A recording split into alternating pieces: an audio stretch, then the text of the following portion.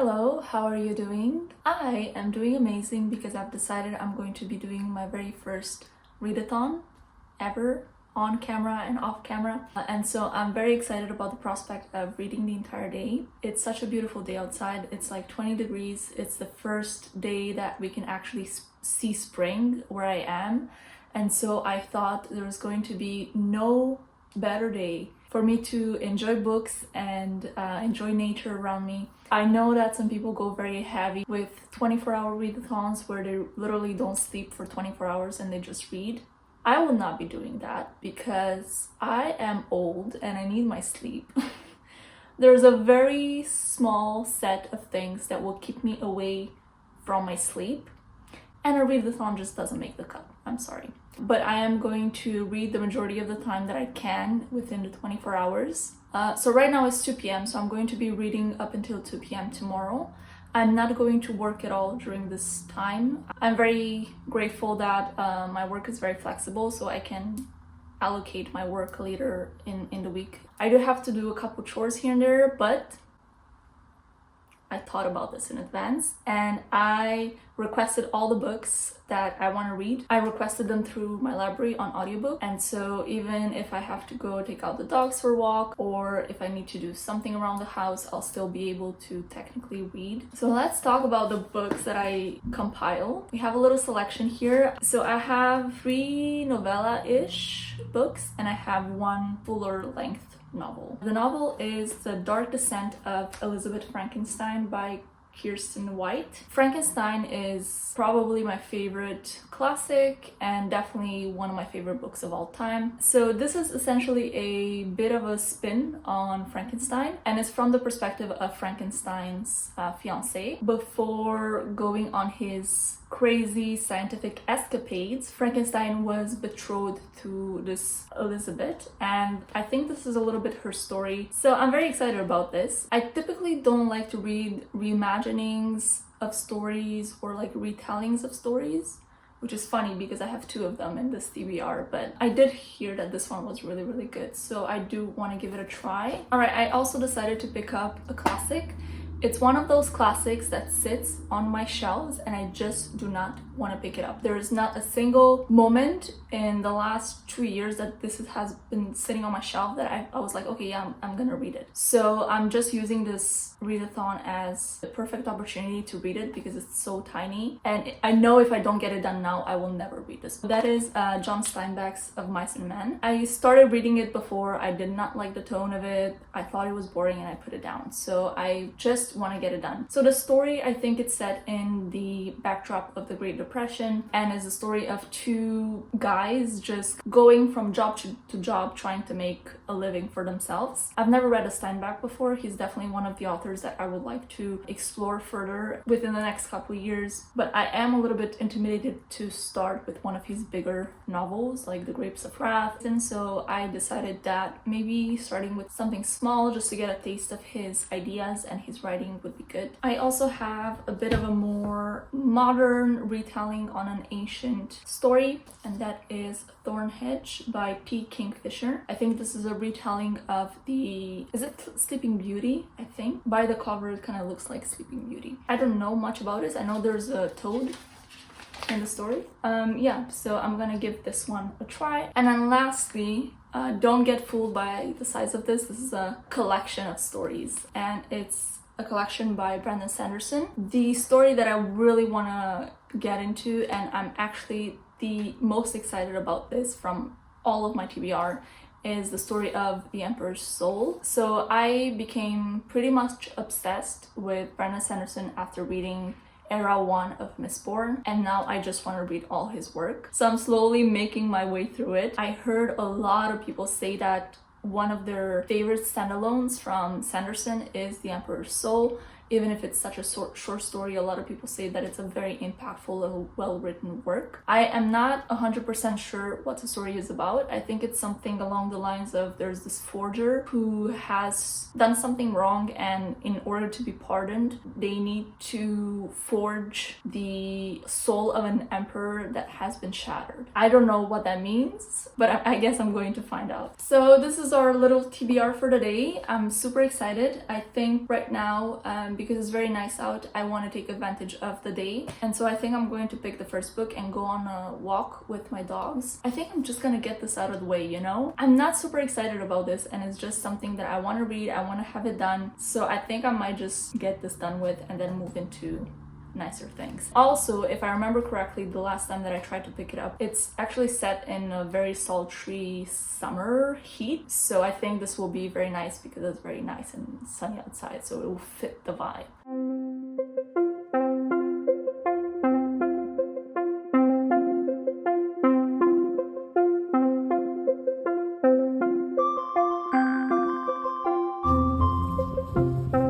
I just got back from the 2 walks and I'm officially done with moving today.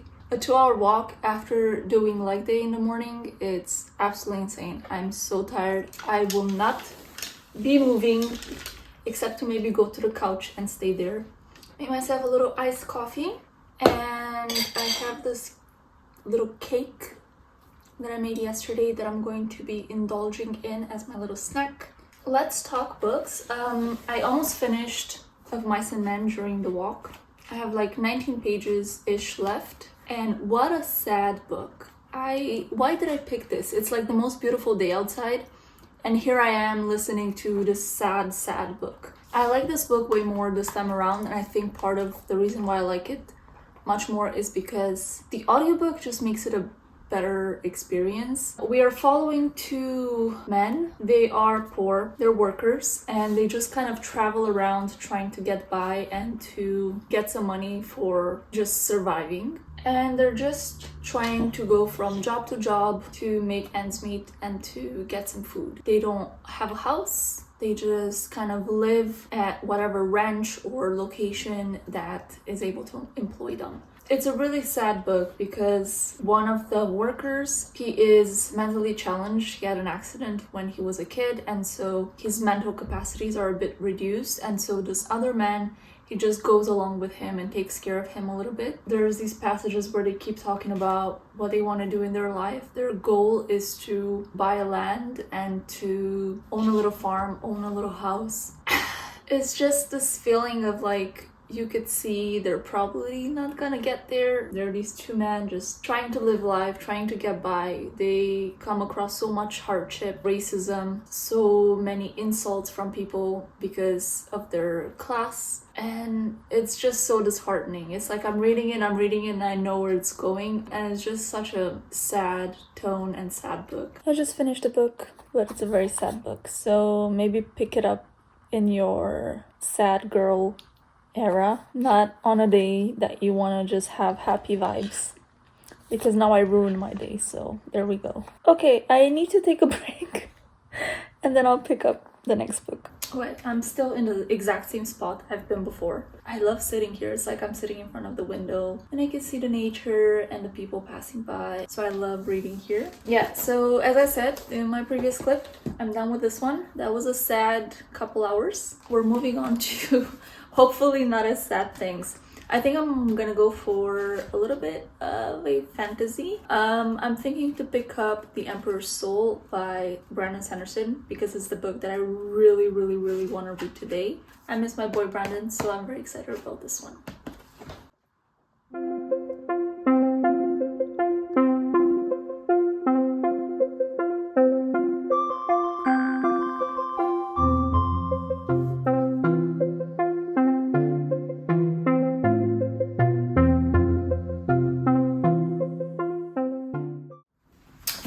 It's about an hour or so later and I am halfway through the book. I am really enjoying it. Oh my gosh, I really missed Brandon Sanderson. I feel like the worlds that he's imagining are just so expensive. His imagination is just out of whack. It's insane. I love it. It's a fantasy world that is really anchored in historical art, historical architecture, relics. It's so delicious. I love it so much. The story is interesting. Everything's interesting. The characters are interesting. I am going to give you a little bit more specific details about this a bit later. I'm gonna take a break now because it's voting day in Canada, and so I'm gonna go vote and then I'll get back and finish the story. Alright, we are back home. I just had dinner, got cozy in my PJs, and I'm going to continue reading The Emperor's Soul and hopefully finishing it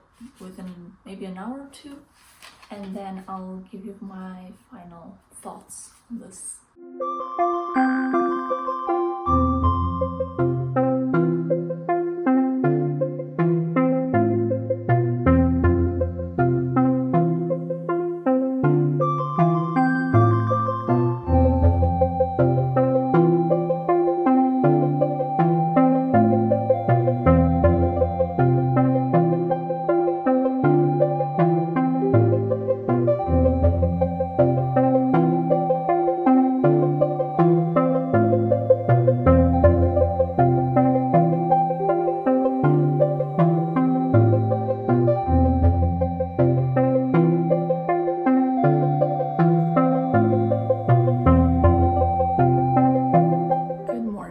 I didn't end up filming too much last night because I was incredibly tired, and I ended up staying until 1 a.m. to continue reading. I really wanted to finish The Emperor's Soul, which I did.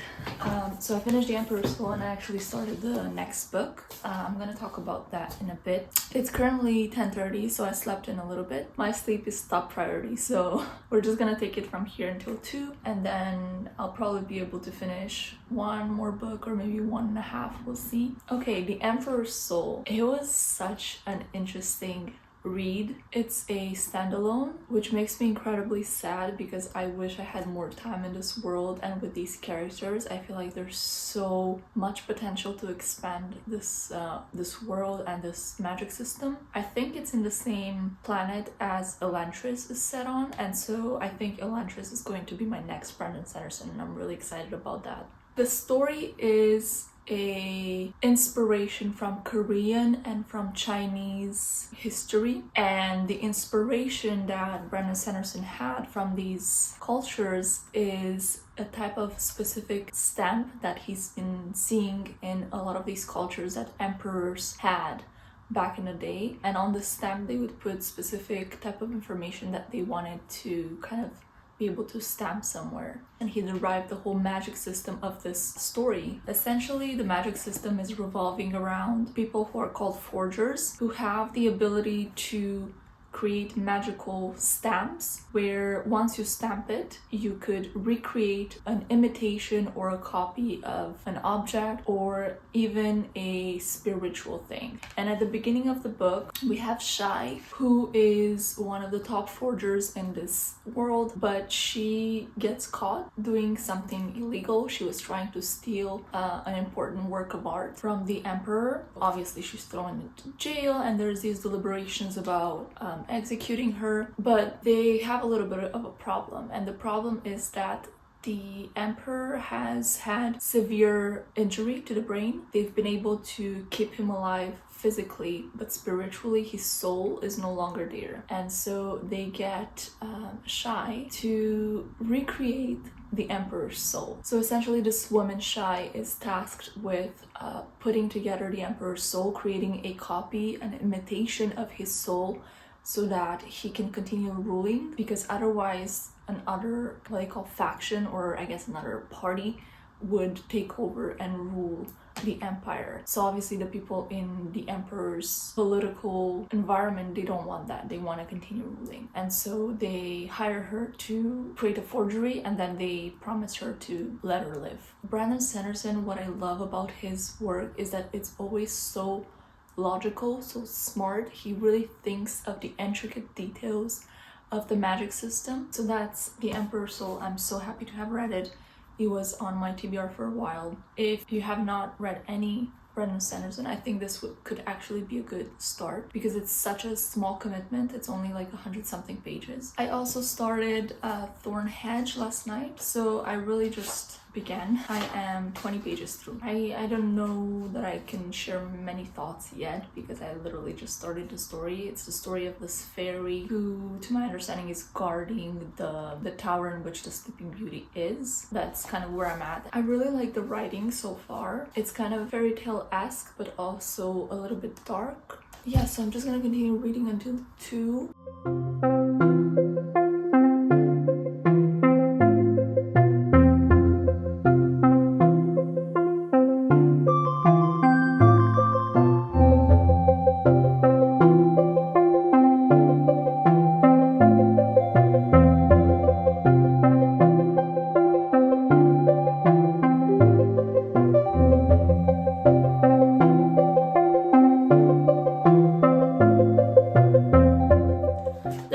Is officially over. It's about 3:30 p.m. right now. I finished Thornhedge, I think at 2:05, so nearly on the mark, and then I took a little bit of break to have some lunch, and now I'm back to close off the readathon. So I have read 3 books. I think that people usually read more than 3 books in a readathon, but given that I slept for half of it, I think it's good enough. So I read one classic. I read Of Mice and Men by John Steinbeck, and I surprisingly actually really enjoyed the story. It's really well written. There's symbolism there. The language is very sharp. It reminds me a lot of Charles Bukowski or Hemingway. I don't know how to describe it. It's just very direct, very sharp. There's not much embellishment there, and I'm not a fan of that tone and that voice in writing, but when it's done really well, like in this book, I kind of enjoy it. I ended up really enjoying the story and appreciating it for what it is. I think it's a really important story. It's a story of loneliness, of poverty, a story of being different.